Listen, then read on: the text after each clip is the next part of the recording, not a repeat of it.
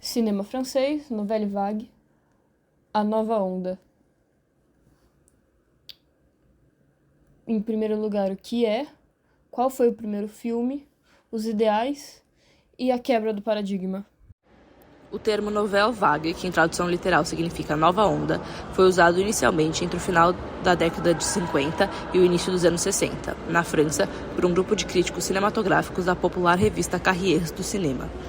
As bases teóricas mais importantes para os integrantes desse grupo vieram dos escritos de Alexandre Astruc e, sobretudo, de André Bazin, cujas ideias ajudaram a moldar toda uma geração de estudiosos, críticos e cineastas. Um dos principais argumentos de Bazin consistia na rejeição da estética da montagem, tanto os cortes radicais propostos pelo cineasta russo Sergei Einstein, quanto o estilo invisível de edição dos filmes hollywoodianos.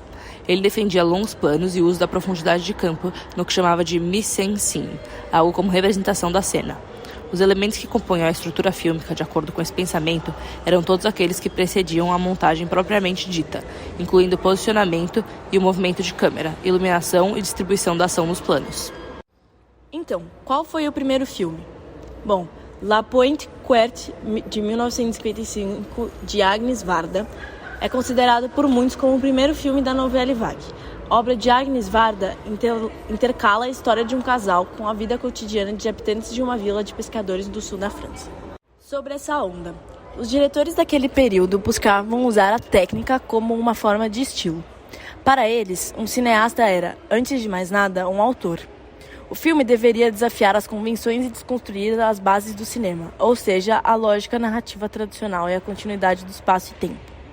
É como se um cineasta fosse um ensaísta que escreve com a luz, usando a câmera como uma caneta, um conceito que foi chamado de caméra estilo. O movimento rejeitava ainda a tradition de qualité, filmes adaptados de obras clássicas da literatura que dominavam as salas de cinemas francesas na época. O ímpeto por novidade que movia os jovens autores ficou evidente em uma espécie de manifesto escrito em 1953 por François Truffaut, Uma certa tendência do cinema em francês, o nome. No texto, o cineasta denunciava as adaptações literárias para o cinema como uma forma segura de garantir bilheterias, resultando em trabalho sem imaginação, o que ele chamou de cinema de papai. Os autores dispostos a criar uma nova onda do cinema francês tinham uma coisa em comum, o desejo de gravar em locações reais, abordando temas de cunho social. Muitos dos cineastas do movimento estavam ativamente engajados nas revoltas políticas que aconteciam na França na década de 1960. Até mesmo suas experimentações radicais com a edição, o estilo visual e a narrativa faziam parte de uma necessidade de quebrar os paradigmas conservadores daquele tempo.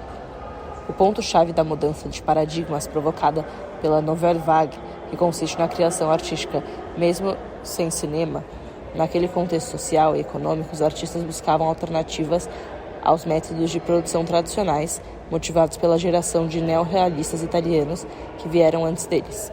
Hoje, meio século depois, esse questionamento permanece. A Nouvelle Vague mostrou que é possível usar todos os recursos disponíveis, por menores que fossem, para levar uma visão criativa e inovadora para as telas do cinema. Com seus planos desconectados, personagens que mudavam drasticamente de uma cena para outra, ou mesmo locações nas quais pessoas comuns acidentalmente dividiam o quadro com os atores do filme. Esse grupo de arrojados diretores inegavelmente trouxe um novo olhar para fazer cinematográfico na França e também no mundo.